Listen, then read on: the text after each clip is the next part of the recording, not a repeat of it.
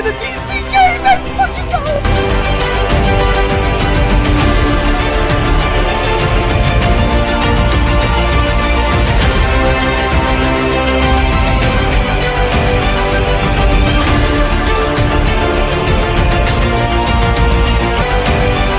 Thanks everybody. I'm peace out.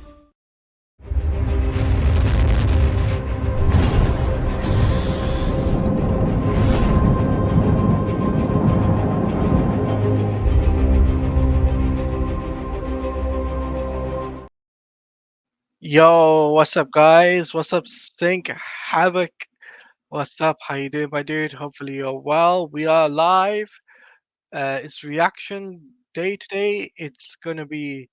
We are going to be reacting to the Q&A panel for Man of Steel live reaction. We're going to be discussing it. But before we screen share and react and all of that good jazz, I got to bring on my co-host. He brings the heat in J Heat. That is J Heat Blaze, everybody. Let's introduce him.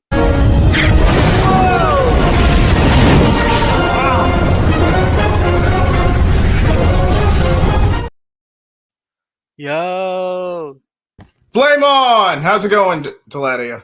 I'm good. I'm good. Let's do this, baby. So Hell yeah. we are waiting for the SnyderVerse. We didn't mention Super Sons and Heaviest shows up. Already. What's up, Tevia? How you doing? You saw? Yes, I did. Yes, I did see Sills and Skywalker's conversation with Zack. I saw that on Twitter, and also on YouTube. I was like, yes. I was like so hyped for them. I'm like, bravo! They were able to get Zack on the channel, and it was after a long time. So I'm super excited for him. Super stoked for him. Yes, the man says stay tuned. So it finally begun. Yes. So myself, Comics League, and Nick from the Phoenix Press will be doing streams. We'll be co-streaming tomorrow. I'll be co-streaming with Jared tomorrow on Comics League, on his stuff. On Sunday, we're gonna try and on Sunday I'm gonna try and co-stream with Nick, and share the broadcast and whatnot. So we'll be able to react to the Zack Snyder stuff, and we'll have a live reaction, and it'll be awesome. And myself and it'll be awesome. So things that the man says, stay tuned. Yes, we gotta stay tuned for exciting things. So and while we're waiting on the post movie setup, so we're making our predictions now. Predictions. Who do you think the guest is going to be? You guys can have your say in the chat. Have your say, but definitely not Henry Cavill, given everything that's happened with DC. Yes. Go ahead. If I had to take a nickel, I would say General Zod. Definitely, especially with the Flash coming out later this year. Michael Shannon to be on the panel for the Q&A. What do you guys think? Henry Cavill? Sin Havoc. No. Nah, I don't think so. I think he'll be safe for the third day. I would say the third day. Not today. I would say the third day, Sin Havoc. So as you can see here, we've got the stream up. Let me just put the volume back up so you guys can hear it. Yeah, we're just waiting on.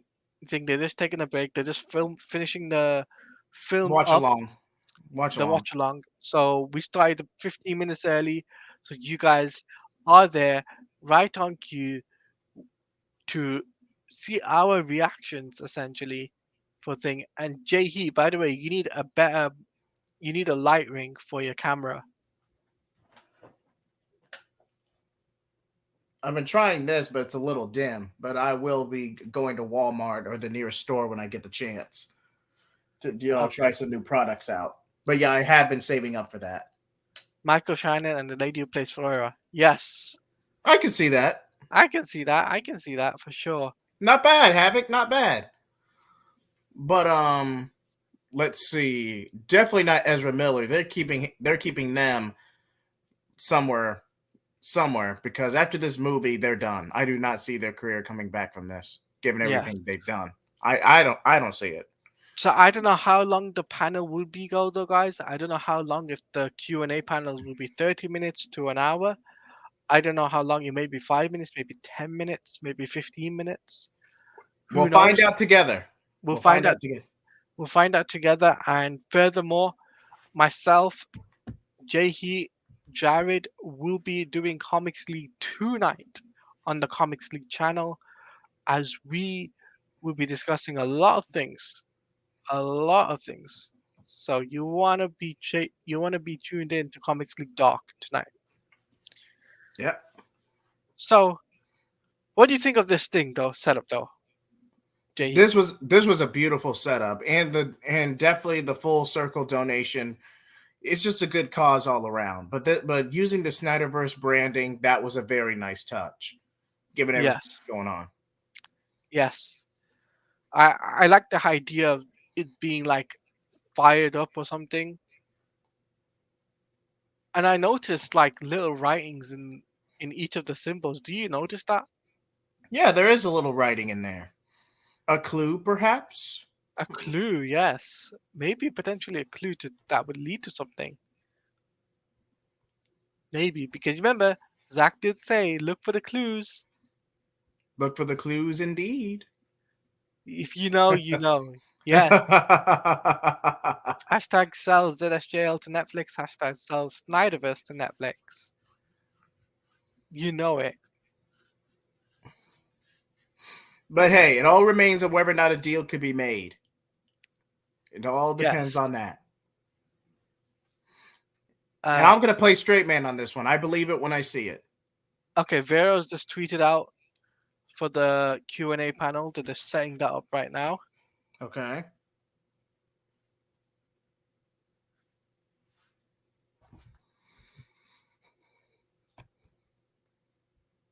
Movie descended from Snyder Queen.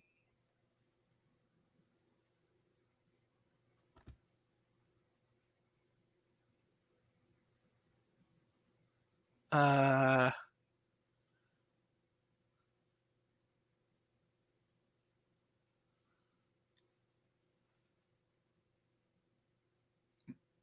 I'm just seeing if there's anything else.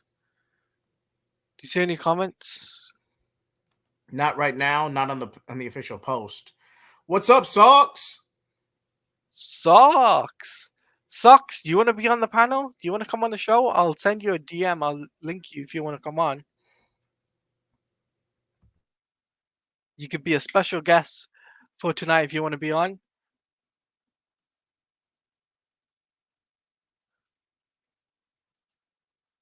To come on, you can have a third guest as always. Let me just see. Where's your DM? I need to find your DM. I got so many DMs I need to get rid of. Well, look at Mr. Popular. I'm just yanking your chain. I know, I know. Uh, where is it?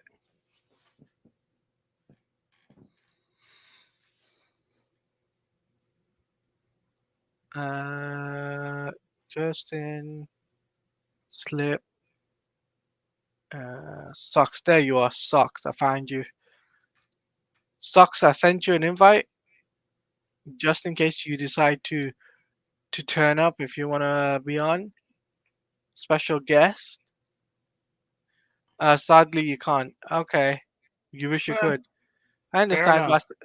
but I sent you it anyway, just in case. You're more than welcome. Um, so any predictions, guys? Any predictions in the chat of what There, will be shown? there are no wrong answers. No So wrong answers. Oh, And how about here this we go. beautiful theater at Art Center? Deborah Snyder, baby. It's so amazing that the kids have a great place to show their films and I that the appreciate that, school Sync has Havoc. a place where directors can come and it's state of the art and it's so beautiful. I remember seeing the designs, but this is actually, we've been so busy filming that this is the first time we actually saw it really completed. So it's so nice to be here. There we go. Remember Snyder on camera. And how's our folks at Vero doing?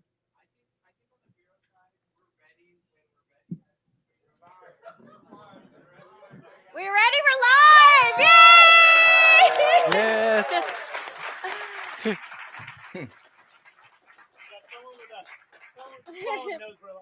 Okay, so you guys just indulge me for a few moments here, but Zach and I wanted to say a huge thank you to all the people who have made this weekend possible, to our generous sponsors, to Warner Brothers in DC, in particular Mike DeLuca and Pam Abdi.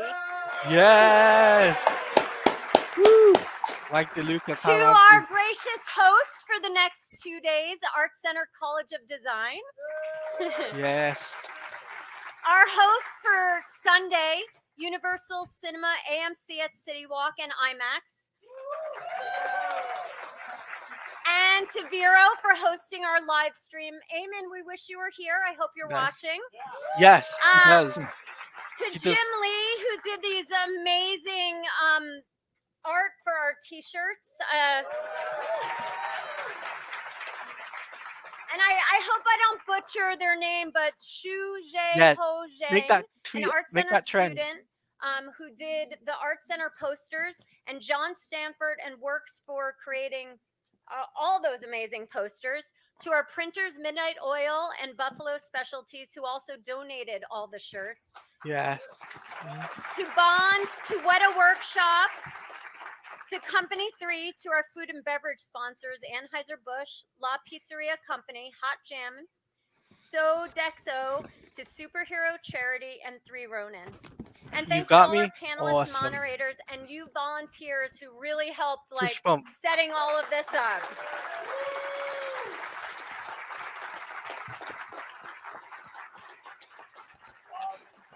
To AFSP for all their help and support, not only for this event, but also for their support. Remember, Zach all and the I, money that and- you and donate to also goes to to the charity. community, So throughout the if years. you haven't donated yet, And please to donate. Wesley Caller. Because AFSP. without Wes, Give what you can. this Give event what you would can. not have come together. Wes.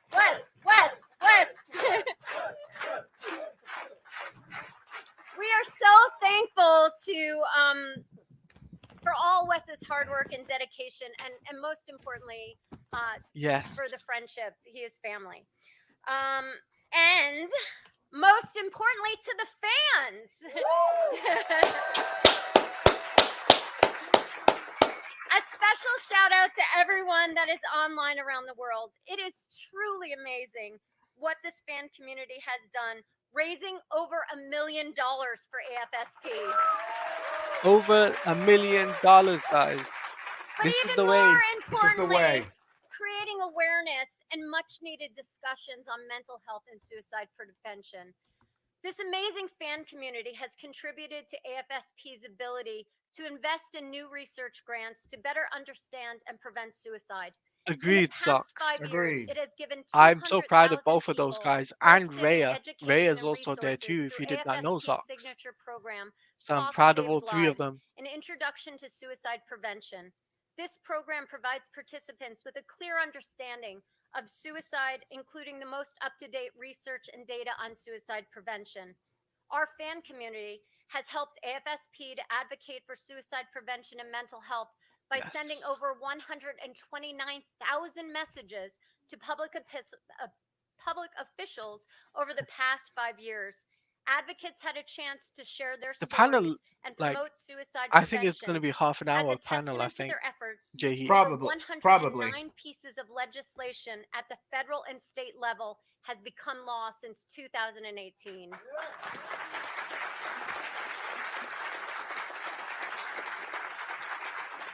Over the past 5 years, AFSP has hosted annually more than 400 international survivors of suicide lost day events globally. 1 AFSP second. has There we also go. fulfilled over 1,000 requests for their Healing Conversations program annually. Both programs allow those touched by suicide a chance to talk, be heard, and help heal from their losses. These are just some of the ways that this community has contributed to AFSP's life-saving efforts. Now, more than ever, this work is critical, Yeah, and this. post-COVID, the statistics are staggering. 1 in 5 people will So, experience some guys in the sort of chat, mental health who do you condition think the each guest is year. going to be? The Sound off in the latest chat. CDC data tells us that suicide is the 12th leading cause of death in the US.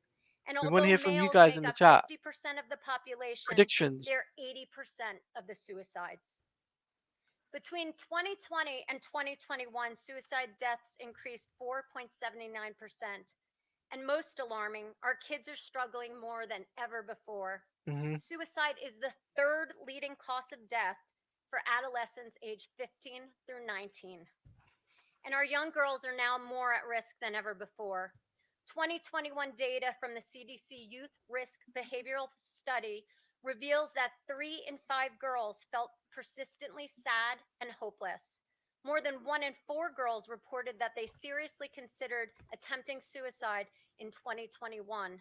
And more than 1 in 10 girls reported that they attempted suicide in 2021. And almost half of our LGBTQ plus students seriously considered attempting suicide. This news is devastating. The time to act is now. We must make mental health a priority and advocate for more investment in suicide research and prevention on a national level. Everyone has a role to play in preventing suicide, and together we can learn the risks and warning signs and encourage those who struggle to seek help. We have shown that as a community, we can make a difference. Our actions have impact, but unfortunately, Yes. our job is far from done. So Uh, what else can we Sync do? says, Learn the when our signs of movement someone who succeeds, may be at everyone else risk would for acknowledge the suicide. hashtag, Reach acknowledging the out to movement someone and who you give think thanks to the may be Trinity, struggling. Skywalker the Jedi, Connect Leon those of the who New are Geeks, struggling and to help. Snyder Queen, Share aka Sammy. 988, the Yes. Suicide and Crisis Lifeline. With everyone's help, we can Big continue shout out to goes move out to out of those the guys, darkness and into the light. especially We Skywalker, can Leon, and give those who are you know struggling those a two chance guys for hope, particularly and we can with the make a big real success. The difference. Snyder Queen, Thank as you the again backup, was for always all your getting those support. You know that figures this out is there for such the a movement. personal thing for Zach and I, and it means so much to us. If you Yep, need help Sill and or Skywalker, Rolling information, Sill you can go Nation, to the Mikeyverse, afsp.org and the Cool or call or Table. text 988 if you are in crisis. And also, if you want to donate, please go to afsp.org/full circle donate. Thanks again for being here, whether you're here in person or here online. It means so much to us. So big shout out goes to them.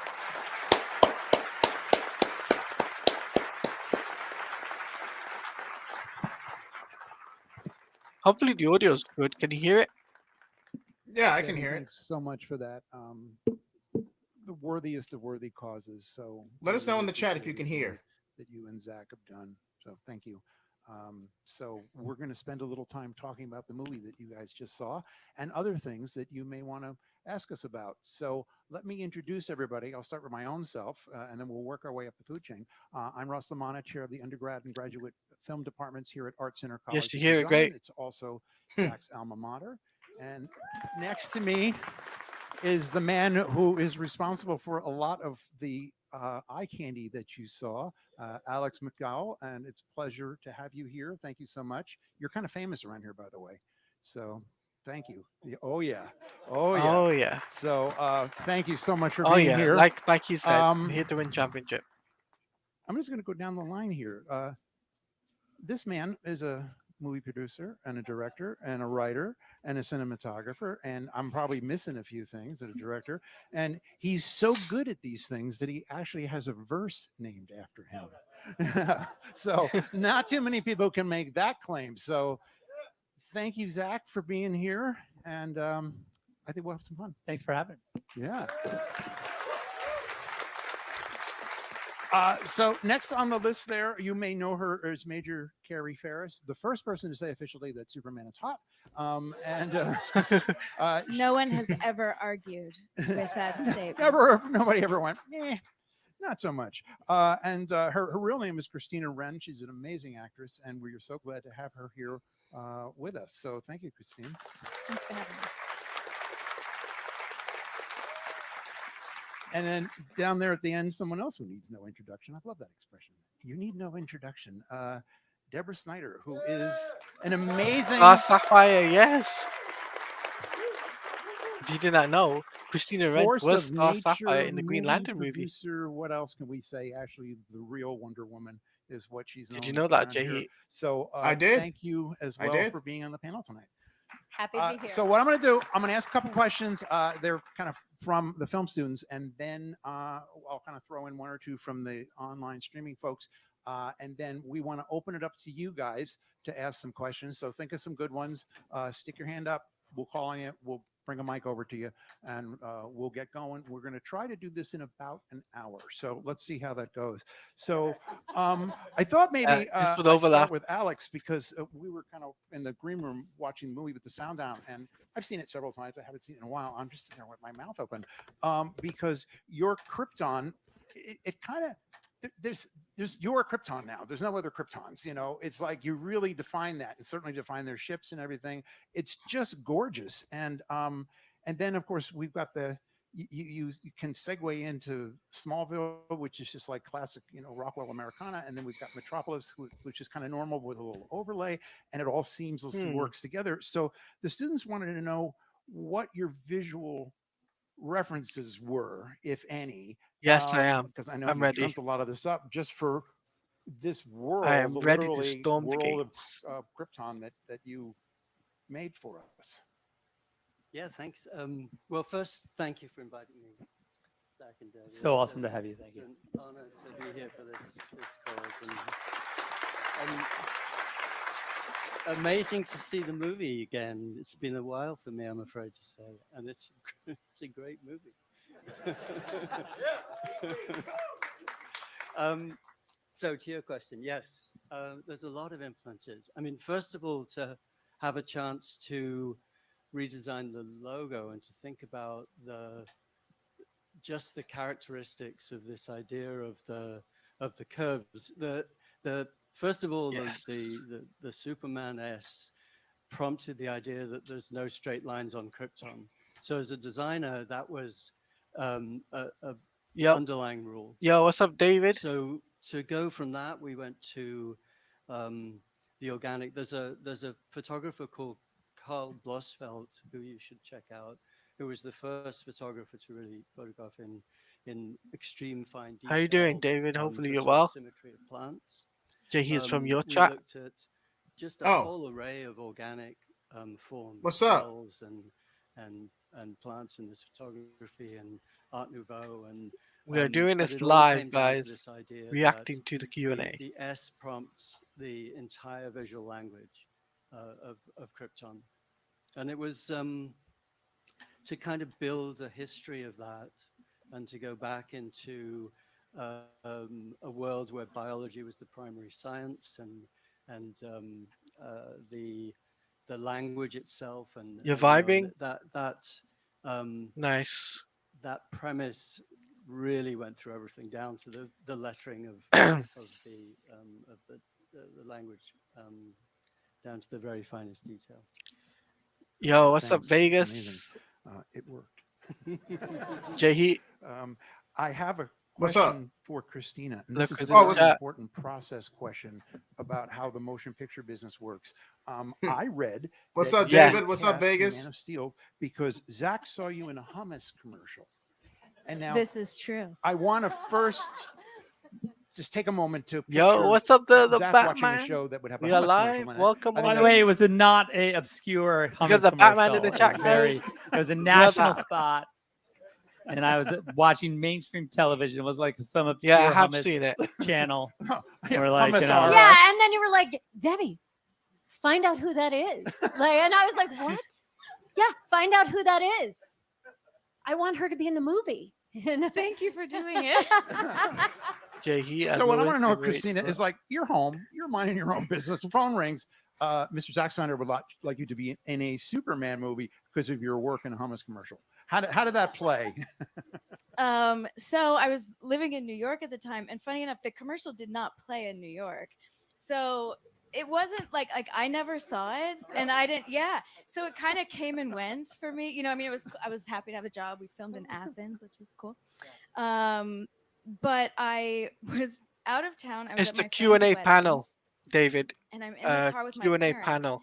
and my So we then reacted to it. boyfriend and now husband. And I appreciate everyone that's here So, watching the stream with I us. get this email. I like just Make sure that check like my button and phone, subscribe. and I kind of like laughed in the car, and I was like, bullshit. Like, Yeah, and it is live, David. Yes. And my family was like, well, what? Like they saw my Yes, reaction. it I was is like, live. someone's punking me. Like someone made up an email address, and like this is ridiculous. And I had gotten an email from like assistant at Warner Bros. Some kind of nameless email that said, "Hi, Christina. A Hollywood director has seen your hummus commercial and would like you to audition for an untitled Warner Brothers project. Please send us a tape of yourself doing these sides." And I was just like, this is like someone really, I have a friend who made up an email address and is just like making so much fun of me. And thankfully, really, I was in the car with my family. They were like, you have to do it. You know, you have to. Yes. Like, in the off chance this is real, you have to do it. So I, tape it, but it was like 3 lines. I felt like an acting exercise from school that was like an open scene. And I was like, okay, is this, and it was a different character at the time. And wasn't the scene you coming into trying to remember this what the read it was an office assistant first. was it? I'm trying Yeah. because I remember. Interesting. And did you do 2? Did you do a There second? was like you, 5 like- of them. Yeah, That's what I I sent remember. Yeah, I There was, remember, like, like, 5 different tapes. It was 5 versions of the exact same line that were like this is the angry version. Yeah. This is the, and I was like, see, I told you she was a genius. Really though, because I was like, I don't know what kind of movie this is. Like, is this a comedy? Is it a I drama? appreciate and then that sync. I, get a different thing back. They're like, they actually want you to audition for this character instead. And it was a military officer. But I went in. Yeah. But I was like, is this sci-fi? Is this a political movie? I don't know. So they very graciously watched a ridiculous amount of audition tapes from me. But yeah, It was fun. That's how it happened. It's funny. I remember there's a line in the hummus commercial where you say it's like this thing where there's this like older Greek woman Yeah. who whatever Christina's character is doing, which is normal, she sees as like really like offensive. Like there's one scene where she says something, she's like, she's a prostitute. Like, and she's just being normal, but it's like it was really funny. I'm a Lebanese gal, so the like Woo. yes. The very judgmental grandmother is something I was It landed pretty for you. used to. Landed. Yeah, and it's like my character, whatever, is conservatively dressed and has this giant platter of food and it's hosting, but all the grandma can do. And is as you can judge and see, tell me I dress like a 1.4K Yeah, even though, watching she's right not now. dressed like a prostitute at all. Very conservatively dressed. Yeah, it's anyway. I don't know if it's online. Where is that commercial? Is it anywhere? I have no idea. We should dig Yeah, it up. We should definitely dig it up. they're getting a lot of free press from you right now. Yeah, they really though. are. Like, Yeah. Too bad we're not mentioning the name of the hummus. They're probably mad about that right now. It was Athenos. Athenos. Well, there you go, guys. You know where to send the checks. One of our other sponsors for the evening. You are welcome. Athenos. Thank That's you for my awesome. career. Yes, that's cool. No kidding. Anyway, I got to see this. all spot. true. Yeah, there you go. All true. See, kids. I can't remember how I like if I recorded the commercial because like I remember like I couldn't like I didn't have like a DVR like I remember like it was 10 years ago. I think I shot it with my phone. What do you off think the so far, TV. Jay? He So I could be like, So "This far, is so it. good. This is the commercial. like, It's all like what is the interesting answer I had a that really intrigues you the terrible most? blog, and this is how the casting director found me. She The told me commercial later, so 'cause far. I had like recently someone was like, you have to start a blog. This is the same thing now where they're like, you have to be on Instagram, And so I made a blog, and she found, but it was like stupid, You because I liking didn't know this? what to do. I Yeah, so appreciate. put yourself online, I guess. Yes, stocks. Yeah, this is Lame adoption. great. That's great. Interesting. And what an amazing job Very in the movie. interesting Like, to learn about no, yeah, Christina's audition. I was right. You now know how show business works. Welcome to it. So speaking of working in show business, Debbie Snyder, I was trying to do the math, and there are only a handful of people in our universe that produce movies of this size and this budget and what have you. And then there are way fewer women who are doing that. So, wow, pretty amazing. Wow. Wow. So I think a lot of people don't understand the word producer. It's like, well, what does that mean? And you see the credits and what have you. But so No obviously it could worries. be a That's why finance we producer, react. like a It's executive live producer, a creative reactions. producer, a budgeting, a line producer, and it can be more than one. So I'm curious how you define your role or roles as a No worries. producer. It's live And then as a reactions. second part of this So question, I'm I'd love to reacting hear, to if this. you Well, want to tell us, sorry. what's To your this, favorite part of the gig and and what's kind of like going to the you guys dentist? get to see what Well, we the do, budget how is we kind of react like to it. going to the dentist because no matter how much money you No worries, have, Sync. it's never enough money. It's just whether it's It's a live, small we're movie or a big exclusive. movie, it's never enough, and you always want to do more. And those are hard discussions And to this is have. I exclusive. think We'll be with the doing this over the studio period of and 3 with the days, 3 departments nights, for guys. presenting their budgets and everything. Think So of I don't like that part. Go on. I think Think of putting it as a together, comic. Think of finding it a as myself, schedule and Comics putting League, it all Phoenix together Press, and figuring Teledia out the Plays. Just a methodology. big crossover between all our 4 I channels. see my role. It's my And we are job planning to something bring very that similar great this vision to summer, the screen involving and a fight for that certain vision. crisis. So And it get doesn't mean excited we for don't that. disagree about things because we do, but sometimes Occasionally. occasionally. But he's at the end of the day the director, and it's my job, and we I thought talk you were gonna about say it. at the end of the day, he just does what I say.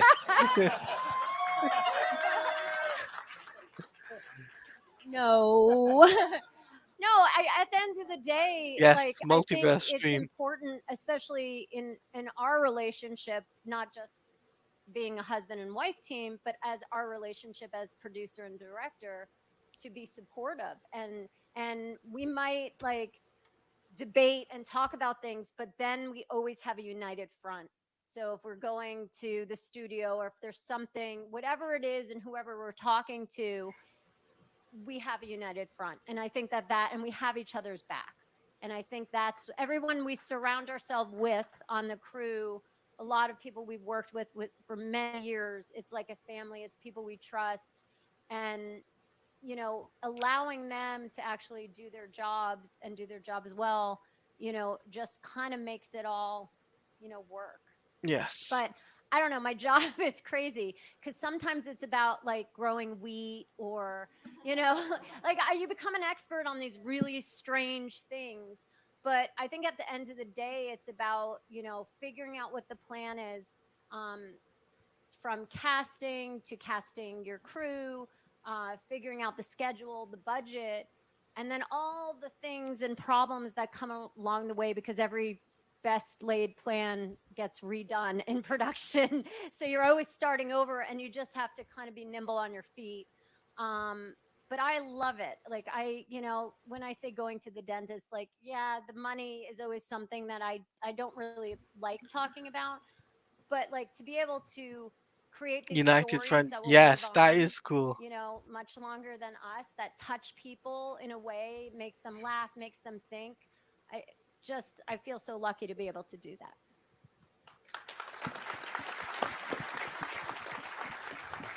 Great, thanks. I mean, for those of you who haven't been on movie sets, just watch the credits and you see, how many people are involved. For those of you who have, you realize what an undertaking it is. I'm sure if the guys who planned D-Day came back and saw what Debbie does, they would go, "Oy, I'll leave that to you. That looks too hard." So anyway, I have a question for Mr. Zack Snyder here, and I apologize if you've answered this for the fans before. I don't know the answer to this question, nor did the students. what attracted you to the DC universe, and these The particular it has to characters? be the Dark And Knight. then what was the genesis for your vision that is so specific and so defining of this? That's why they call it the Snyderverse. It's fascinating because it's been done, and you did it again, differently and better. So where did that come from? Well, thanks. Yeah, Zach. Well, thank you, sir. That's fine. That's kind. And also, the only thing I'll add to what Debbie was saying is that we were talking about when she was just talking about growing wheat. For the movie we just made, we had to grow a lot of wheat, space wheat, but 10, wheat, 10 football field, Yeah. right? Like, yeah, space wheat. 10 Gotta football call it. You fields. put space in front of anything in a space movie. You say space and then the thing. Anyway, but we learned all that stuff on Man of Steel because we had to grow all that corn. So we were corn farmers before we were wheat farmers. And so yeah, there was a lot of agricultural. Probably you didn't learn. You guys should have a class, maybe something to consider, like just agricultural. So you have a little bit of like, oh no, we can't start then because A little animal the corn husbandry. won't be ready. Of course, this is the wrong weather. It's the wrong, so anyway. As far as my attraction to That is DC so cool. characters goes, Singh said he met um, Debbie and I've Zach been a in fan. 2016. I was a huge fan of a comic book That's called The pretty Dark cool. Knight Returns, and when I was growing up, and also Watchmen, and yeah, not a bad comic book if you're into comic books. I agree. They're Anyway, the two kindest and people you've so met. I just kind of had I had a relationship with Frank because of 300, and we had done Watchmen, and so we were kind of in this headspace, comic book headspace, and I had met Chris, and he had, I think, for whatever reason, Chris didn't want to do a Superman movie, and David had written this script, and so it was really a matter of him finding someone to do this Superman movie, and he approached Yes, Debbie maybe and I. we might get Rebel Moon this Me weekend. and Emma, we went to lunch at their house, and we just talked about what it could be, and then we read the script, and I was like, yeah, that's cool. I think I can do it. I think I would enjoy.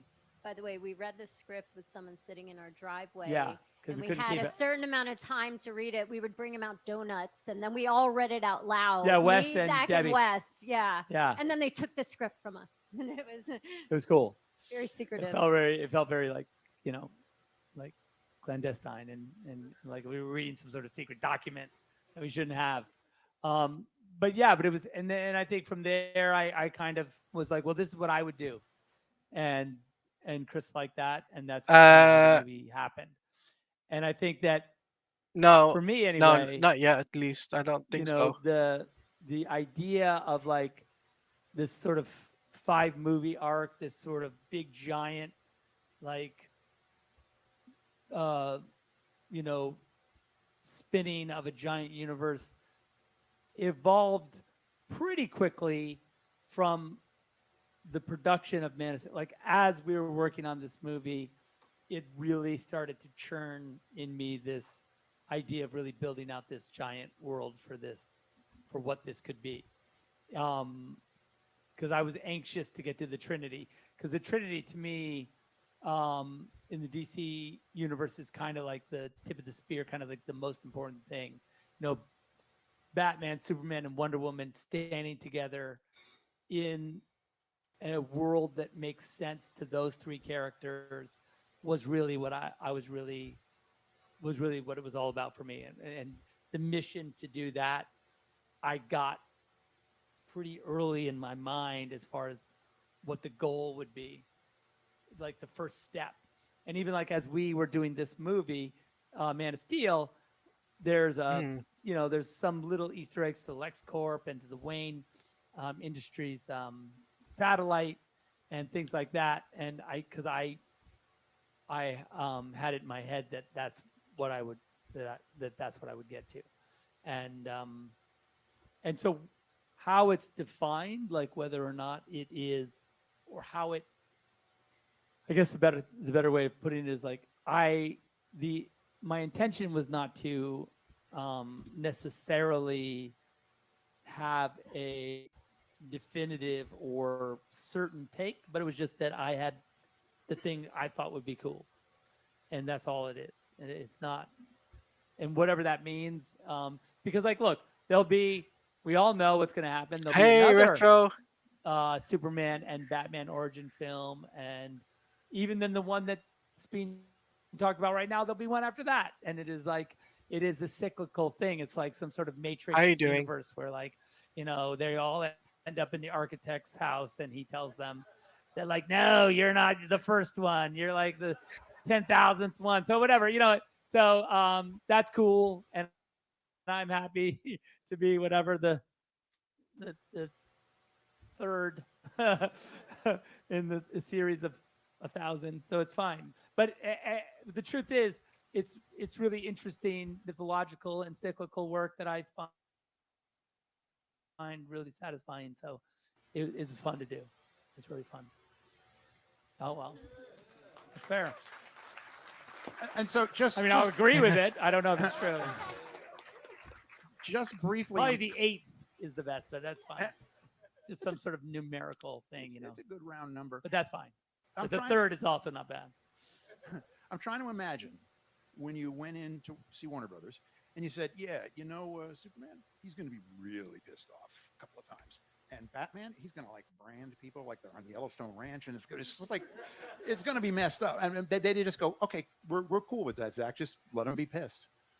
I think the whole thing, my whole take on Superman is that, like, obviously, my intention is not that Superman is angry. It's more that he is troubled by Earth because Earth is problematic for him. And the whole idea of Superman in its sort of iconographic form is that Superman, we were talking about it just as we were watching the movie, that, the potential is that he doesn't have any problems, right? Like, he's a god on Earth and he can pretty much do whatever he wants. And there's nothing really we don't have a lot to say about it. Which is Lex's problem with him. And by the way, Batman's problem with him. And so for Superman, the real work is to make him have problems, right? Okay. Like, that's the work of Superman, to make him have, whether it be romantic issues, like he can't get the girl to like him that he likes, or whether it's moral conundrums about what his role is as far as interfering in the lives of humans or not, or all of the issues that, going against his father's wishes, all of the stuff that, and also all the stuff that we all in some ways experience on a small scale as just humans. That's really the work of making the Superman movie relatable, because otherwise, as you can imagine, you could really easily fall into a space where Superman, unless you're really efforting to contrive scenarios where he is not, where he's doing things that are difficult, Yes. Is where you want to be. You want to be where he is emotionally having to grapple with his own humanity, and I think that was the goal of the movie. Yeah, well, thanks for that, because it kind of, I think in a big way, you just explained. Yes, David, it is interesting. Yeah, Very No. interesting. because in the end, if you can empathize with Superman, then you've sort of won that. You've made Superman relatable, I guess, is the real thing, and I think that was the hope. Cool. All right. Let us open this up for some questions from all of you all. I see one right over here. Lily, she's got the mic. We got somebody. All right, Q&A from the so maybe stand up crowd. and Let's see we'll what bring they the ask. microphone so that they can hear you at home, as they say. Where were we? So you know what? We do. We have somebody with a microphone. but I don't know where she is. They have it and they left. She's cool. actually at the pawn shop now I'll with walk the up. microphone. You go, Rob. I'm walking. I'm walking. I was gonna say we can take this one. I up am here. Vanna Whiting this. More of a Phil Donahue, I think, but that's fine. Hello. Whew, sorry, nervous. Wes. Thank you guys for. There he goes again, saving the day. Damn it. Thank you guys so much for putting this together and inviting all of us to be able to be here. You talked about budgeting earlier, and you seem to be a director that is very efficient with your budgets. But I'm wondering, if you were given a blank check, what is your dream story that you would like to tell? A blank check. Ooh, that's an interesting question.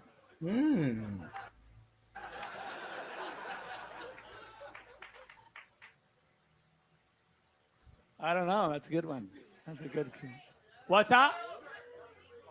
Oh, ha. That's funny. I guess that's right. I mean, honestly, probably. 5. 4. Probably. I mean, blank check. I mean, you kind of. How many letters on scenario the is board? pretty ludicrous, but Oh, I like Hold it. on. But isn't it Question, not thank you. not necessarily about the money? 5. always? It's sometimes about Yeah, that's content 5. That might Yeah, be a 5. little bit more pokey or controversial. You know, we have some smaller projects that, you know, might be even harder to get made because everyone wants the big blockbuster movies.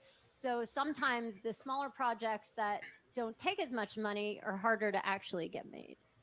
Weirdly, that's true. You know, if I go in and go like, look, I want to just give me $1 and I'm gonna go do this thing. You know, it's gonna be crazy. They're like, yeah, okay, that's cool. We definitely want that.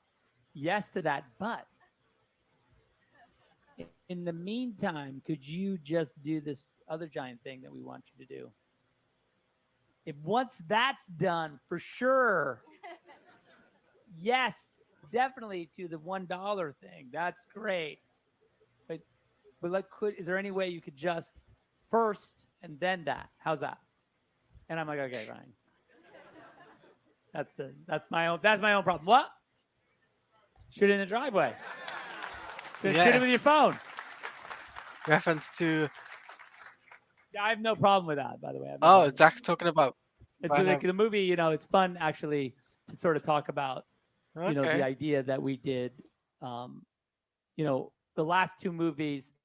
When I was in commercials, I was a director cameraman, right? So I, you know, which in commercials means director DP. And so it's funny because, like, you know, we did Army and I was like, okay, that worked pretty good. And then the movie we just did, you know, shooting it was like, because it was much more of like a traditional, like, you know, Army was all handheld and like a lot of like, it was very particular, but this was like really classic, you know, like, you know, it's a sci-fi movie. So everything has to be designed, all the lights, everything.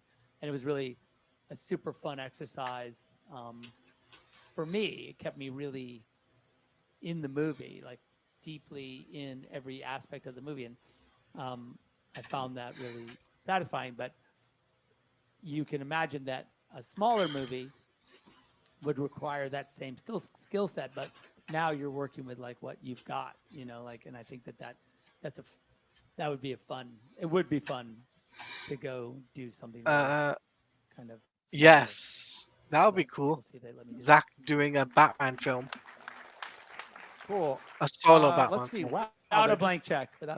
They're popping up all over the place. This gentleman right here, Lily, please stand up, sir.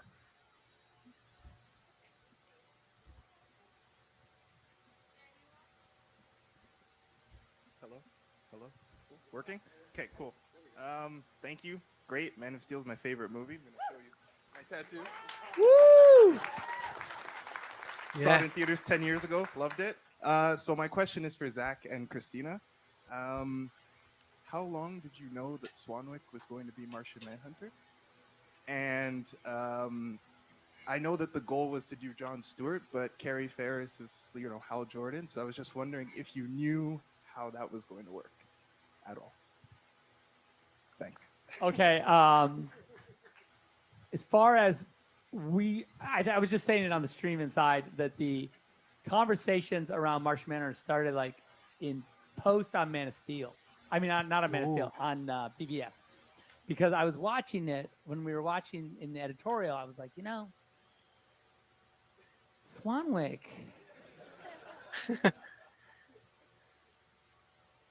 I don't know, but like, it's literally, we were talking about it earlier. Like, if you look at when Superman goes to the glass in Man of Steel, and everyone backs up except for Swanwick, and that was a choice by the actor. I was like, oh, that was cool, and I was trying to decide whether that was like wrong, but I liked it, and I was like, no, that's cool, that's good, yeah, do that. And I think that really, in retrospect, inspired this whole possibility.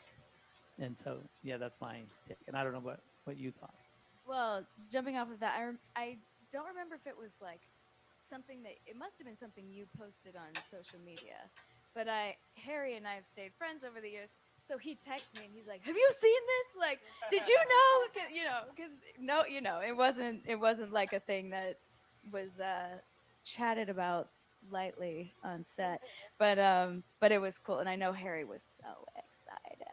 It was so cool. Yeah. Yeah, Harry was very happy about it. Do you think he's talking in code? Yeah, and he's also awesome. Jay, he's literally the coolest guy in Possibly. the world. You never know with Snyder. Yeah, we should have had him out too. I think he's in New York, isn't he? Yeah, so. Although he might have flown out because he loves it. He would have. He's gonna be jealous. Yeah. Harry's so generous. Like, he has been in my husband's indie films. He loves my husband. David thinks he isn't talking in code. And has just been like and if you look at his IMDb, he's in like 7 trillion things because he just supports everybody. Yeah, he does seem like a really chill dude. So lovely and gracious, and I can't sing his praises enough. I know, nor can I. And the voice is insane.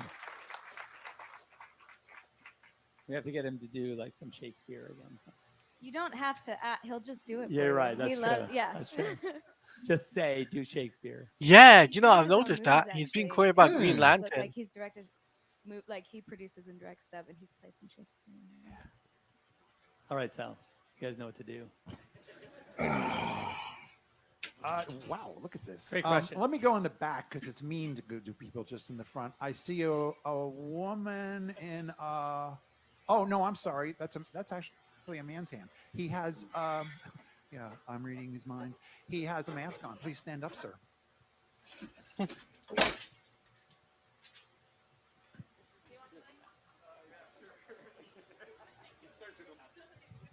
Hi, Zach. Okay, this is working, I guess.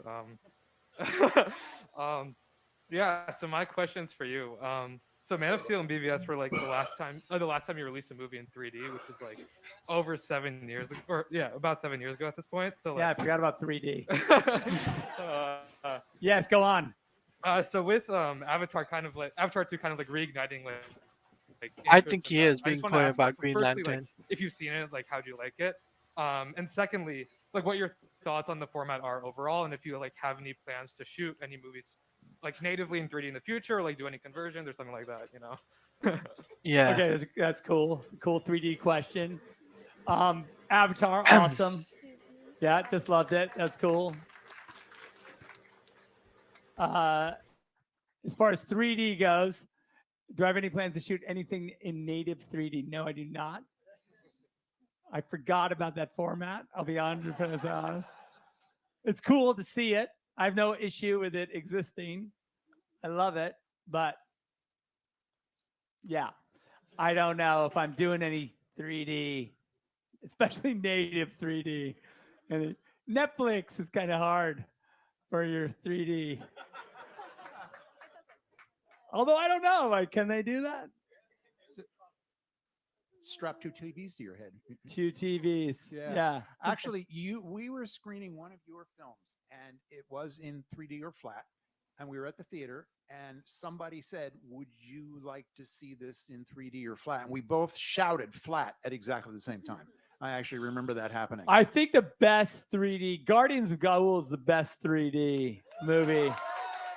If you want, I mean, I don't know if that's even like if you could see it in 3D anywhere, but I remember seeing it, going like, okay, yep, that's cool. That makes sense. Yeah, but and you know, you said what was the last 3D movie? Was BVS? Yeah. I don't know if I've even. I mean, I think I approved it in 3D, but I don't think I like watched it.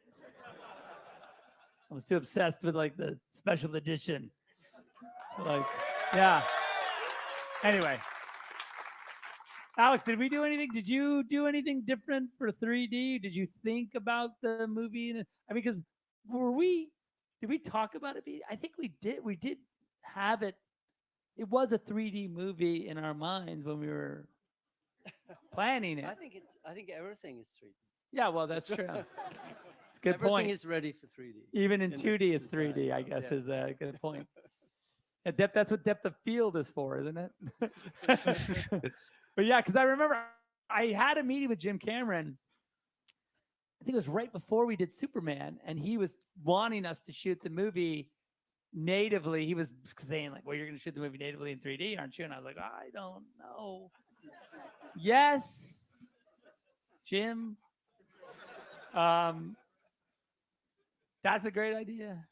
But then, you know, it was a film show, and I didn't know, you know, that was problematic, you know, to shoot a 3D film show because you need two cameras all the time. So that would have been, yeah, you know.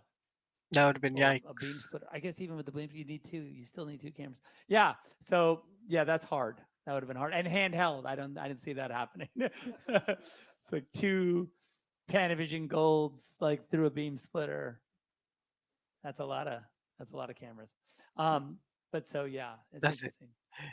It's interesting that he Let's didn't talk decide to do about 3D. The future being the past now. That is Alex, very Are interesting. you going to be Very using interesting AI indeed. in your workflow? Do you want to? Do you not want to? Are you using it? What are you doing with it? What do you think of it? All of that stuff. It's an interesting time, isn't it? I think it's a fantastic augmentation of what we do. I think the problem right now is people think it's going to replace what we do, and there's obviously everyone's very threatened by it. I think a script written by AI is not going to make a good movie. I think but you know, we're looking at a lot of art, obviously, and I teach at USC, and I teach world building and design, but I teach it to students who are not necessarily designers, and so for them it's an amazing medium.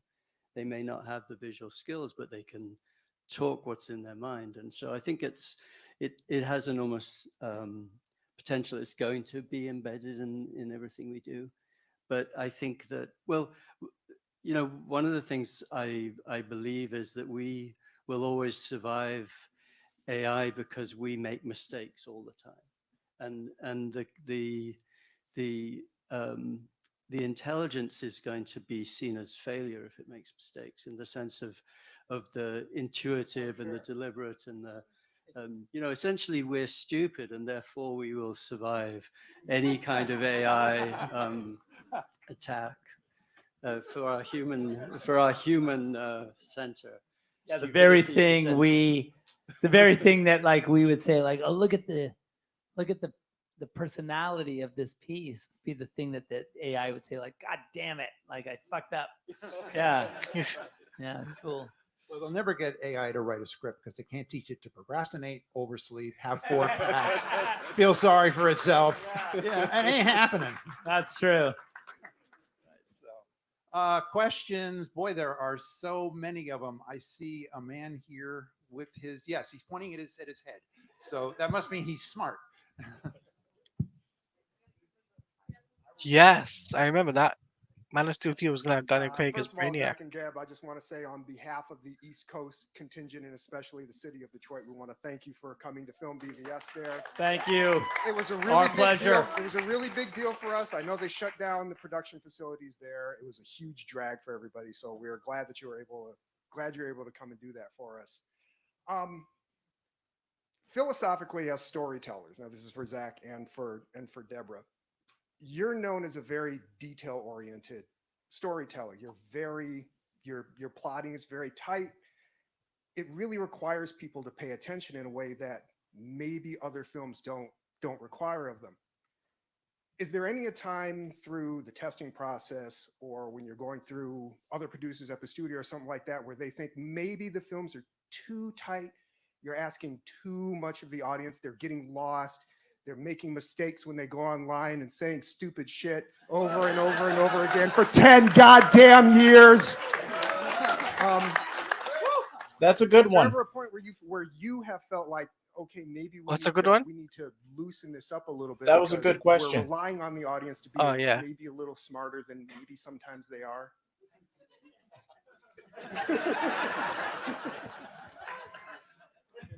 Go ahead. I mean, look, dumb. it's not even like that. We think about it in that way. Yes. When we show a movie and Yes, things shot that I think fired. are obvious, sometimes maybe not to everybody. But I always think that like if it's there, if it's in the movie, and I know it's there, then it makes sense. Like if the movie, even if you have to look for it, you'll find it. You know what I mean? It's not like it's not there. And so the thing that you might be confused about in the movie, like you would think that at a certain point that a movie that's made with all the planning that we have, and you come to a moment in the movie where you're like, wait, that doesn't make sense. They never set up that character. Like that can't be true. Like it's probably not the case, right? It's probably not the case that the character is not set up correctly. Now, yes, there are times where for time or for editorial or for whatever reason, you do certain things, you make certain cuts, you make certain compromises, and the movie, mostly it can be, certainly certain storylines can be made smaller or made to feel like they don't matter or that they don't exist at all. That would affect, if you had seen the overall original concept, you'd have been like, oh, okay, that makes sense.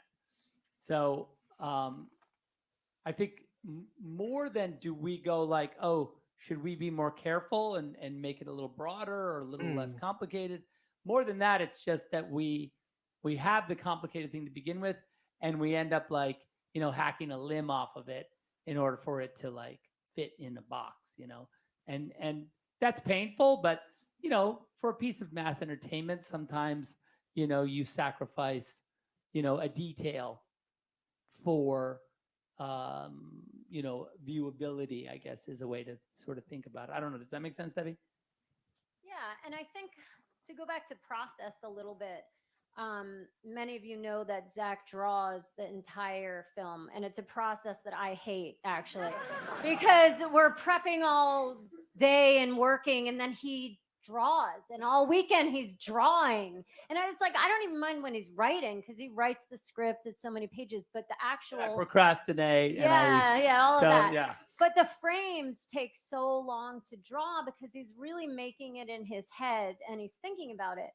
But what it allows for is for all the Interesting. teams to be on the same page. And we actually don't share these with anyone but the crew. They don't go to the studio. They see them later and they go, wow, we should publish those, or something like that. But it gives us, I think, just so much information, which is helpful to everyone. So I feel like, I don't know, is it tight? It allows us to actually, I think, save money and give us more money for the spectacle and things like that. Because for like Alex, he knows exactly what Zach's shooting. Like there's some directors that like, okay, we're shooting in this room, and they come in, and like you have to make that whole room because you don't know where they're going to be looking and what they're going to be doing. But a lot of times Zach would sit with Alex and be like, okay, I just need these 2 walls. Well, Watchmen for sure. And oh yeah, and Watchmen, we had that big back lot, and it was like we shot every single piece of it. So we built it in a way that, you know, we were able to build so many more things and give it much scope and scale, right? Yeah, I totally support that. I mean, we are asked to make many movies where the director doesn't have a clear idea, and you waste a lot of time and you waste a lot of money because, you know, so I think for us, we're always waiting for Zach's drawings and then sitting with the drawings, and then we're planning around that. And there's an exchange of the research or the drawings that are inspired by what Zach does, and then that moves us towards a kind of process of being able to zero in on that fine level of detail, which I think is the other thing that was so satisfying about Watchmen and Man of Steel both, is that with that level of precision, you can get into so much detail. You can get into 4-legged turkeys, for example. You know, if it's spot the It's cool because turkey. like that. I mean, that was the thing about, you know, what the experience on Watchmen for me was that, you know, the guys would just, Alex would just take the drawings and like amplify it on such an awesome level that like it would be, you know, you always hope that that you do a drawing and you're like, okay, well, it'd be cool if it's kind of like this, you know, I think.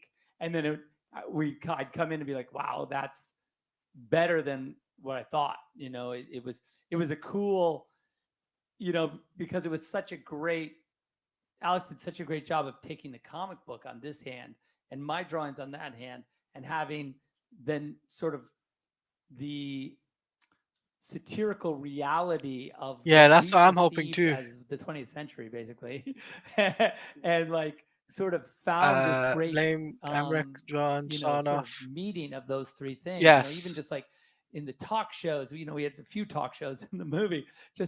I was always like really in love with the talk show sets and or news sets, because they were like that perfect weirdo reality that reminded you of the talk show, but it wasn't the talk show exactly that you knew, but it was like this beautiful extract. It was like someone had squeezed or like made concentrate out of a pop culture event, and then it existed in a, you know, like there it was, but it was like not, it wasn't anything you could say that's that, but it was all of the things at the same time, but and not a cliche. It was just this really cool alchemy of, and in a lot of ways, the comic book is that, you know, even from moment to moment. You That's know, like interesting, one of my Sync. favorite things, and it's not really in the comic book, was in the title sequence of that Studio 54 shot with Ozymandias and, you know, Mick Jagger and Ziggy Stardust, and like this idea that like you could extrapolate the why of masked vigilantes being in this sort of like flamboyant costumes based on sort of excess and glamour and fashion, and like this weirdo like juxtaposition of like also New York City in the 70s. It's just like a cool, I don't know, like those are the kind of things that I just thought were like really amazing. So yeah, that's cool. I don't even know Watchmen's a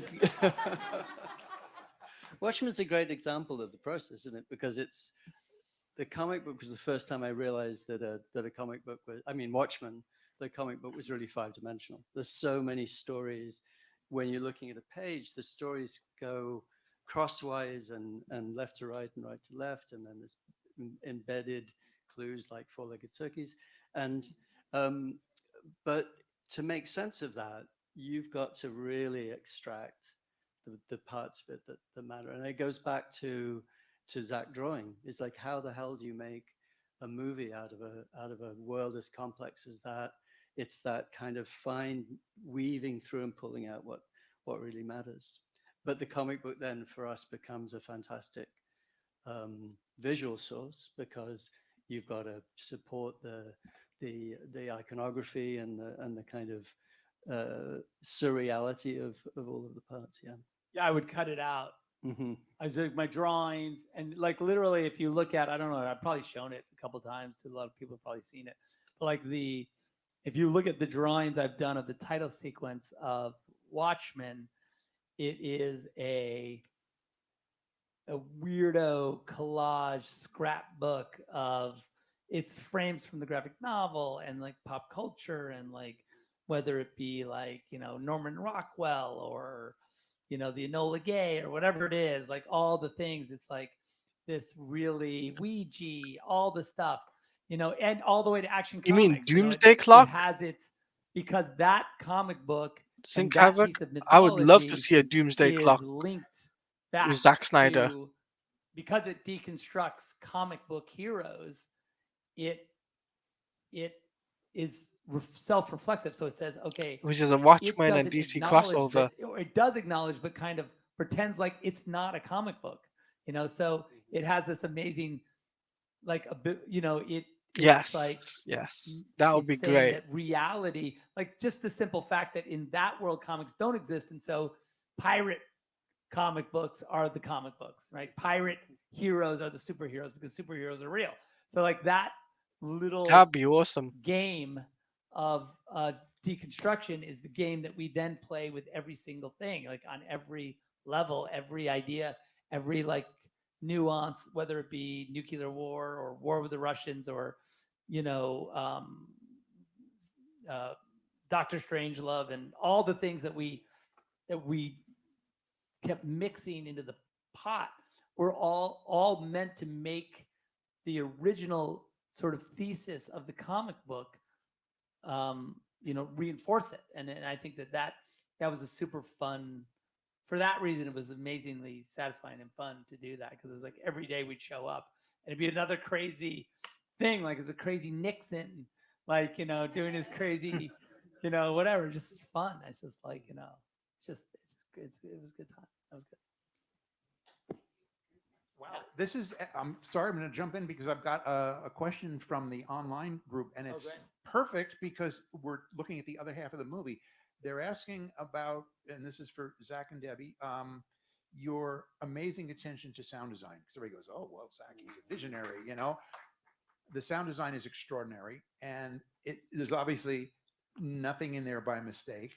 It's consistent through the films. And so tell us a little bit about how your process for putting these soundscapes together. We work with this amazing sound designer, Scott Hecker, who has worked on every single movie since Dawn. And I would have to agree. We start really early in the process with Scott, and we will say, hey, like the world engines. Yeah, were he like was a working. We huge had the thing. world engine sounds while we were shooting. We were like, what does this sound like? Or whether it's, when we did the zombies in Army of the Dead, we wanted them to sound different. What do they look like? What do they sound like? And here's what they look like. And, I think that dialogue, you wouldn't think it would start that early, but it starts with showing him some of the art, sometimes some of the footage. So then when we're in the edit room, because, that you have 12 weeks after you're done shooting, 2 weeks for the editor, and then 10 weeks for Zach to present that director's cut. And you're working and working. So if you just start then, the same thing with music, like whether it be Hans or Sucks Junkie, agrees. Yep. So do I. they start really early on, getting into character and presenting suites of music that, they haven't even seen pictures. Sometimes it's when we're prepping and they're just working on it from the script and discussions. A lot of times Zach will create these mixtapes that he listens to when he's drawing. And like for Watchmen, we Well, they're actually not had on a lot of tape them. anymore. They're... Oh, that is true. Sorry, but Although I should go back to that. That'd be cool. I just saw that. I think on where did I see that? Like, was it on? Was it on like? I think it's on. Hey, Instagram what's up, today, or, Brucifer? like, it's on Brucifer, do you want to I don't link know. in? They had this like cassette player, and it was like a new one. It was like. Do you want me to send you a link, cool. or I'm gonna buy you that try to hop on? so I can make some mixtapes. Okay, playlist. I know you I want like to. mixtapes. Don't get me. You might want to do. I can You So I said think before. it just starts really early. So if you're and still I up think for it, that, I you can know, send you one. It's about story and it's about character and the sounds, whether it's the sound of a particular space. We're working on space weapons right now. We've been working on those for a long time to figure out the perfect sound for those things. Or the sound of the ships or whatever. Like it's, you know, I Yeah, think that that Hans Zimmer just and spending Junkie as XL much are just time developing great the composers. soundscapes than we do with the visual language is why, you know, Zach also loves sound. So we always have a lot of it in the film. Yeah, I do. I do love sound. I always say Scott and I's favorite thing to say is I'd be like, I go, whoa, like any noise that is like a door closing or like a that you know you I go like you should get like a safe door and record it like a like that should be the sound. He's like, well, it's like a cabinet. It doesn't really make sense, you know, that the guy would. I'm like, well, still should be a safe door. Like everything should be safe. Bigger safe door, like a smaller, like a range of safe doors, but like a really huge one for, you know, anything that's kind of bigger than a, you know, than that. But yeah, no, Scott loves that because he's always like, yeah, let's do it. Yeah, he's like, sound is a weapon. That's what he always says. Because we'll be in the mix and I'll be like, oh, my ears are bleeding, and he'll say, then he's like, sound is a weapon. Be careful. Keep the dog. Like we were mixing the other day, and there was like a dog there. The dog has to leave the mix stage, or it'll get. We have to put little headphones on it because it's too loud for the little dog. Okay, But I it's understand, true. Lucifer. Well, you certainly got to hear it tonight, you know, in this theater. Yeah. Yeah. Wow. That's Dolby Atmos. Thank you very much.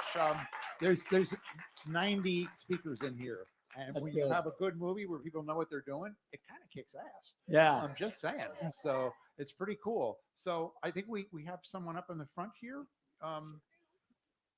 Here comes Lily. She's Vanna White. Should I stand or is that redundant? Sure. Stand As I can up. hear you. Yeah. Yeah. Face that way. No, I'm just kidding. You don't have. Okay. So I would really love to get an insight into your world building for Krypton, because even though it's not got a lot of presence as far as runtime goes, it's incredibly dense with socio-political commentary. It's like a really heavy allegory for the military-industrial complex and No way. the climate crisis. You know, that you have these they're very clearly representative of like Western leaders who do nothing about the climate crisis that we're all having to deal with right now. And there's a polar bear, which, like, why is there a polar bear in the movie if you're not talking Oh, that's about right. the climate Yeah, we do have crisis? the polar bear. But yeah, it's We just got like, him from IMAX, by the way, which like is cool. it's a highly militaristic gift. society that, you know, they have an affinity for eugenics and like they're bragging about not having a moral compass. So it's really densely packed, even though there's not a lot there as far as, like I said, runtime goes. So yeah, any insight you can offer into that, because I find it really fascinating. I mean, the only thing yeah, there's a lot. I mean, yes, thank you. Great question. And there's a lot to unpack with that. We could do like probably an hour of that. But and then I'll let Alex talk about the design because he did touch on it, but I think there's more there. I guess for me, it was like, you know, yes, it's a small part of the movie. Well, small, what is it, 20 minutes or something like that, or maybe less.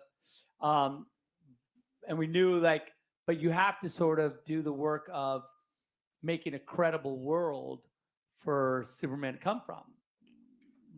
And so I think that work of, and also, you know, honor canon, kind of understand, even just on a sort of purely comic book level, you have that to do.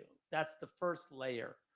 Then Goyer's script had a lot of that stuff in it, and we talked a lot about, you know, whether it be the climate crisis or whether it be like, you know, denial of how these events are going to like flesh out, and sort of like this, and then also, you know, of course, Zod and like, you know, Zod's take, this sort of coup. And also, I think the thing about Zod that's really interesting is his like,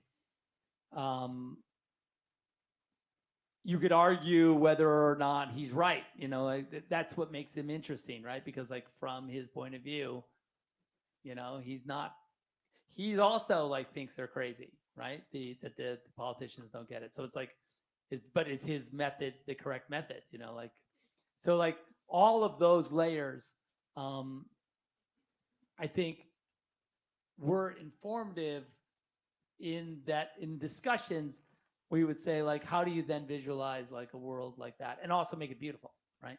Because in a weird way, it still has to be like compelling and beautiful, like no matter what, like even if, you know, Jor-El's house looks like a giant penis.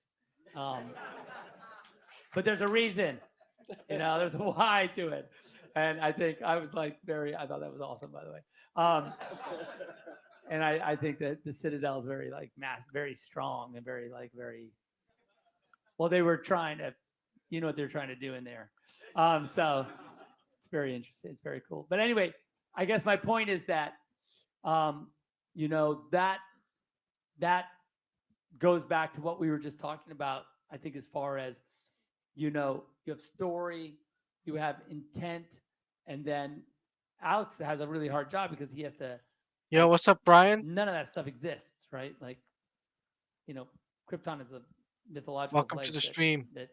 And it doesn't exist even as it does in the movie. So like, even if you were going to go look at historical Krypton as it is in the comic books or in movies, we weren't going to do that. Like, we were going to be like, no, okay, can we learn from it? Yes. Can it inform? Yes. But I think in the end, because our story is so particular, the design has to service that story. But of course, without denying and or contradicting the canon and tradition in some way. So that's the challenge anyway. Yeah, we talked a little bit about the form language, and there is a lot of penis in there. Thank God. There's a lot of vaginas in the scout ship, which is also a great. Absolutely. So it's. But I think what you're not hard to see. I think. Gender equality. It's not a That's surprise. What, you know, yes. we're always Represent. You got to represent.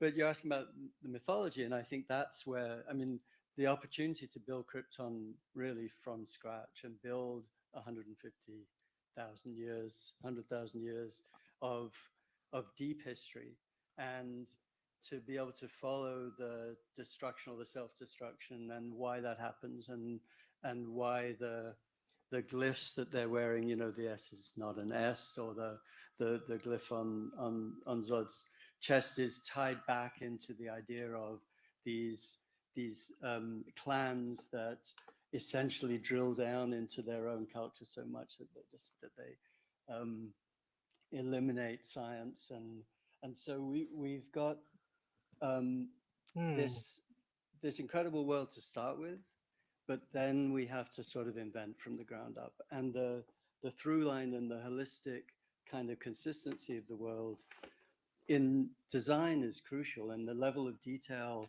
that you put into it may not be on the surface, but it informs the surface. So I think the example that was incredibly satisfying, I've never done since, and I've been asked to do before, was when Zack wanted a language, where to begin with, I think you wanted a language that they could speak. Yeah, my original concept was that on Krypton, it was all going to be subtitled. David and Goyer they were said going to that like learn people Kryptonian, didn't and get that the was gonna be DCE. He just said it was how too mature for general the audience. movie was. Like they were like, you wouldn't. And then my original Wow. idea was like no subtitles. That's no surprise. Like, yeah. you know, it's like Passion of the Christ. It's like Aramaic or something. Like you just have to kind of understand. Like you have to just sort of figure it out from the content. That was, yes, exactly. That was how like crazy it was at the beginning. And then it was like, you're insane. Yeah, I think I said, "Are you kidding me?" Yeah. I was like, but like, isn't that cooler? Like, I don't know. But it actually wove through all of Krypton in the end, because you asked that question. And then we hired a linguist anthropologist who invented an entire language from the ground up and a numeric system, and it related to the idea that the object was so important in the society that it created or changed the structure of the sentences. So if you have your Krypton dictionary, you can actually decipher a lot of the the writing on the objects, because it's all real, it's all translated, it's all based on the language that Zack wanted them to speak, basically. But then it informs the visuals, like the S informs the visuals. The shape of the language embeds itself in the shape of the biology lab and actually the creatures, and particularly the ships, because you're right that it's Krypton's there in the first 20 minutes, but the design of the ships and the behavior of the ships and the costumes, that weaves through the whole film, and you never forget Krypton, because the core visual language and that early work that we did informs every single aspect of how that world works. And the inside of a ship, in a way, is just a continuation of Krypton. Wow.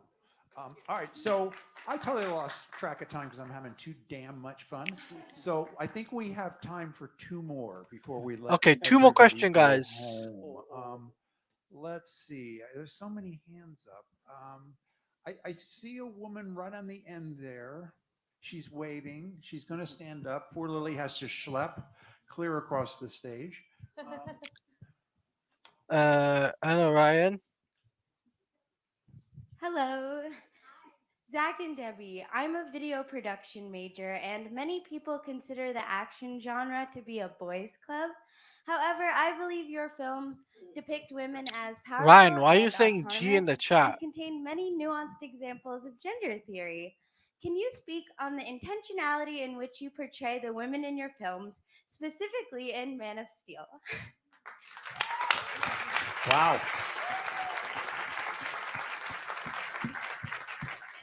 You want me to go? You can go. I'm going to go on this. Okay, good.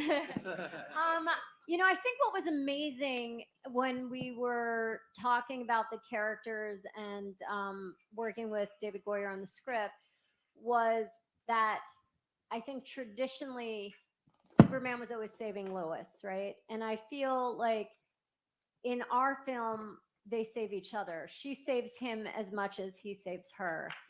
And I think that was really important, and I do think like all of our films have really strong female characters. I think Zach is definitely not threatened by strong women in his life.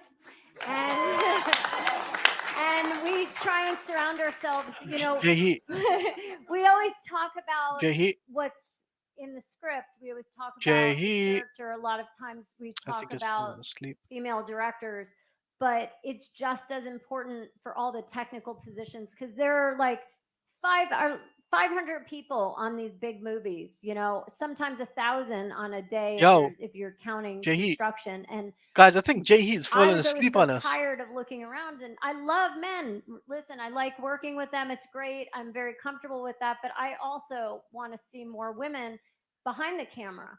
And we've really tried to have really strong female positions in, like, our AD is a woman.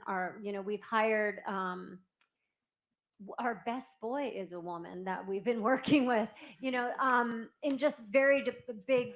I think it has heads of falling departments. asleep, guys. And we've also, one of the things that's been super important to me was to bring young women, not necessarily women who are in film school, because everyone's in film school are already there. They know what at least film is all about, but high schools, and we've worked with programs with lower income students to bring them. So there's only one question left, guys. Women on set, so they can see all the different roles that there are. So, it is very important to have these characters on screen, but to me, it's also equally important to have the crew be represented too. Really good point. All right, you're on the spot, sir. You get the last You there? question. No, I don't think so. No, we need a mic so that the people at home can hear. Oh, okay. All right. So I spend a bit thinking about this. Zach, love your work, always have. Talk about your cinematography, because I feel like you more so than many other comic directors have a style where you almost like the framing always looks like it's a comic book panel, like Justice League. Almost that whole movie looks like a walking comic book. Just tell me your. I know you draw, but tell me like some of your thought process, what goes into your cinematography. Thank you. Thank you. That's good. Appreciate that. Yeah, I guess it does start with the drawings, and as far as for me anyway, like as far as how I'm sort of visual. I know that it's a tool for everyone, but it also for me, like the drawing is the first time I make the movie, the first time I sort of like sort of compositionally and from a story standpoint and like as a piece, I do like as best I can. I like each frame to have a little bit of a beginning, middle, and end as best I can. What And do I you think guys think that's of the probably final why question? it has an illustrative quality, because like an illustration, which is whether it be a comic book drawing or painting or whatever, it really relies on that one frame to tell its entire story. It has to convey.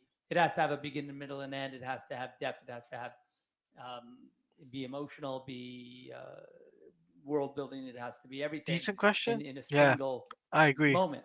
It doesn't really have the opportunity to say like, oh, don't wait for the next painting, for you to figure out what's happening in this one. Like that's not really how classically how um, sort of less linear art forms, like whether it be a sculpture or a photograph or a painting, sort of exist. They exist sort of in a singular moment. Film, of course, and other sort of mixed media that expresses itself across time or expresses itself in multiple images or multiple environments, whether it be like installation or whatever, can exist I as think a sort of progressive I think he's saving those like for experience, like as you move forward, like, oh, you're getting more the week. information. I think he's gonna save them for But either like when you today or make an tomorrow. image for a I think film, maybe it's if you can do it in ZSJL. a, Maybe if you can sort of Skywalker might treat ask each questions on shot, even though you ZSJL. are in this sort of, But anyone that's you watching know, on Jay Heat's channel, movement, I'm sorry that Jay um, Heat has you fallen asleep can, on you, I think you can, and I can't even get him though up. I'm not successful in every So frame, I don't think if you are the watching it attempt over is there there, by me come over to to my channel, which is make it Axeladia feel as Plays. if this frame Um, has a beginning, middle, feel and an free to end. pop It over has, and you can it interact could with exist on me its own. on my It channel. doesn't necessarily need the image before it or after it for itself. Now, that If you're doesn't watching mean it like on as the Jay Heat's giant channel, puzzle that is the because he's movie, fallen asleep it is a single and I don't piece know and what to it do, you needs can come over the to other my channel pieces to tell and we the can greater interact. story. But for itself, just like we don't know how our story affects like the whole of humanity, our singular self, but we are complete as ourselves. And so, but we are part of this big tapestry. So I think that's a way of thinking about it. Like when you go to make a shot, and now I don't mean to be like instructive, but like if you're a filmmaker and you're going to make a shot, if that is even in the smallest way in your consciousness, that like, wow, what about this shot? Because the truth is, if you know anything about the way a movie set works, it's like, okay, we got to get the shot of them coming in the door and sitting down and taking the pencil out and starting to write the thing. So you're like, okay, cool. Like, okay, like I guess the door's over there. So, in order to see them come through it, we're going to point the camera at the door. You're not like, it's interesting because the 2/3, if I put the framing, like, that'd be great if you did that every time. And trust me, I endeavor to, but a lot of times they're like, look, we got 5 minutes. Yeah, Like, make we sure you gotta wait. like, If we don't comment, get and the shot of the subscribe. kid now, the kid's going to go off the clock. Share this And stream that's it. as We a don't get VOD it. with You your should give friends. the Let them know opportunity. your boys So you're like, okay, streaming all this. right, just like, but like And this, we'll be streaming like, tomorrow's see if we can panel to let you guys capture know them now. on film in some way, like walking across the room. So there are those moments as well. It's just like the reality of just madness that is motion picture photography. But if at all possible, to endeavor to make a frame We're on that you road to find 500 aesthetically subs, guys. 500 subs. compelling. I think that's really where it. And also, I would say to any filmmakers out there, and any, whether it's a movie or a painting or a photograph, whatever you're doing, you know, you are also the prism of the thing. You know, like the AI doesn't have the ability. Like you want, as a viewer, I want this prism between me and the reality that the Yes, we're filmmaker all puts on. global. Like, so you have your experience, you walk around the world, The you see community things, is you feel global. things, and then when you make From a movie, America to it goes Canada, through you and onto the United screen. And I, UK. as a human being, want that. I want your touch, your personality, your This is a way of reaction stream. seeing What do you think, on Barry? screen, so I can This is a have reaction an stream. empathetic human experience I don't know what you by expect what you put on screen. And I from think it. that is the way I kind of try anyway, to think about the way I photograph things, you know, because, you know, I had a teacher here at Art Center, this guy named Paul Jasmine, amazing photographer. And he said, you know, it doesn't matter, like the camera, none of it matters, like the quality of the camera. All that matters is your point of view. That's it. That's all you have as a filmmaker and as an artist, is the way you see. Like no one can know the way you see, and the only way to get into your head and to see how you see is for you to make something that allows me to sort of No experience problem. that in some small way. So like that's the job of you filmmakers. But is Jay, to, he's like, falling asleep, Barry let Allen. I'm me sorry. see through your He's eyes. falling So asleep on us. that's what I try and do. So that's what I hope you guys do. If you want to come over to my channel, which is at Taladia Plays. That is awesome right there, and so true. So I'm going to wrap up my part of this by just That's giving you guys where a you'll quick find me story about what streaming it's this really like in tomorrow. film school, and then I'll lob it over to Zach and Debbie, who can kind of close us out. So I heard this from one of our instructors a few days ago. They were in a classroom in this room screening their work, and because Zach and Debbie and Wes were so instrumental in getting this going, the conversation turns to Zach. And everyone's, you know, kind of talking about his films and what have you. And then one of the students, sort of apropos of nothing, says, most film directors are so ugly, but Zach is handsome. That's nice. I thought, okay. Yeah. That's a good way to end this whole conversation. I don't think there's. I mean, it's really kind of.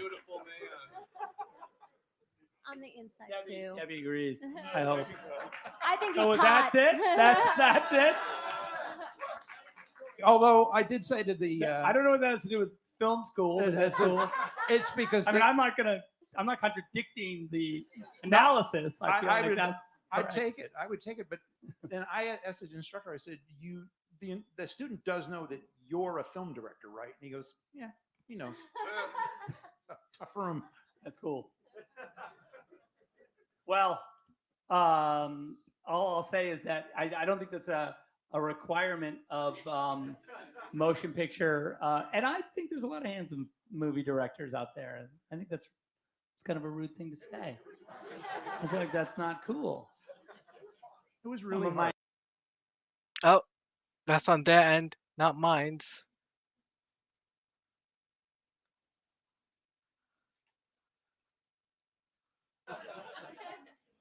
Is there anything else you'd like to add? Debbie? Good kisser? I don't know. think I want to say that there are still T-shirts and posters, and That's there's true. these amazing sculptures that Zach signed that from Weta out there for a silent auction. And if you're online and you want to donate, but just being here to be able to talk about the film is really fun, and to talk about filmmaking, and also just, you know, for a really important cause. And thank you again for coming, and we still have 2 days left. So Yay! Yes. Thank you, I don't know what everyone. we're going to talk about tomorrow. Hopefully it's something everyone. controversial. Thanks for coming. Okay, thanks guys. Thank you. Appreciate it. And there You Wait, guys wait, wait, wait, go. wait. Before you guys all get up, hold on. We got a couple more things to do. Thank you, Socks. That was the Zack Snyder panel for Man of Steel Q&A. And yes, Batman, I'm sorry that, Jay Heat has actually fallen asleep on us. So, any final thoughts before I end the stream and head over to Comics League's channel? Leave your final thoughts. What did you guys love about the panel? What was the best question? And what was interesting for you that you learned today about Man of Steel?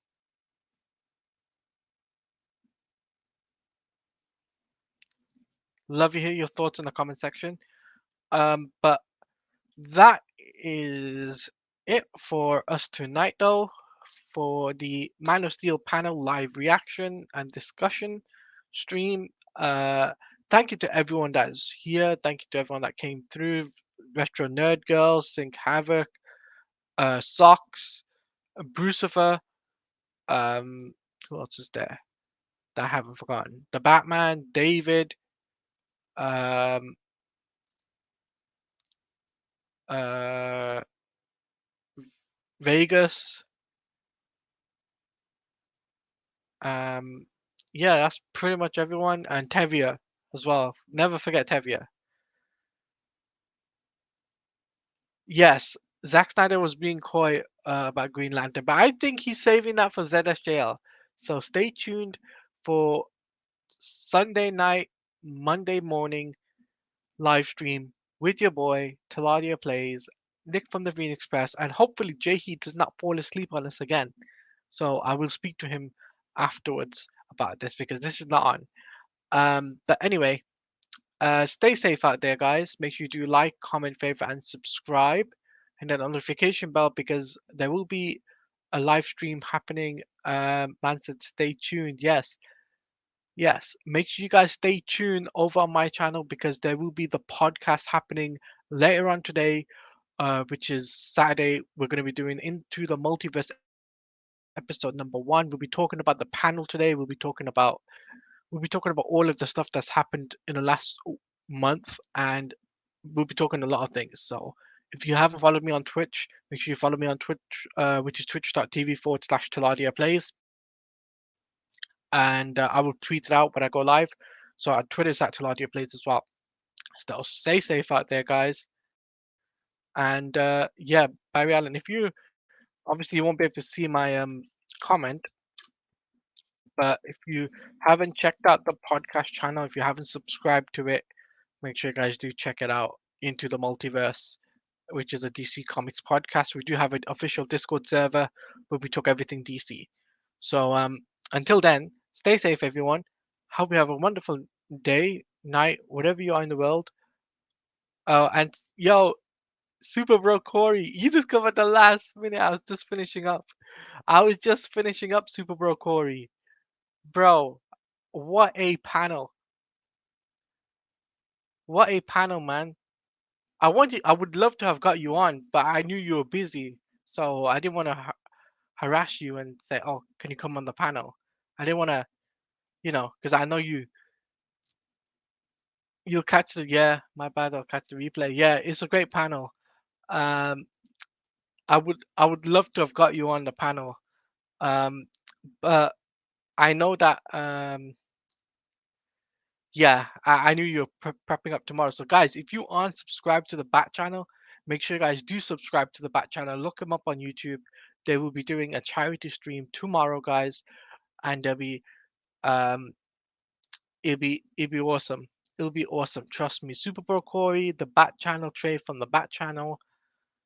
These guys are amazing people. Make sure you check them out. But until then, make sure, like I said, follow me on Twitter, which is at Taladia Plays. Like, comment, favorite, and subscribe. And I'll see you guys later for the podcast for Into the Multiverse, episode number 1 with Jay He and with Comics League. So, yes, Emerald Cut Inbound. So, stay safe. I've been your boy Taladia Plays, and I'll see you guys later. Peace out, everybody.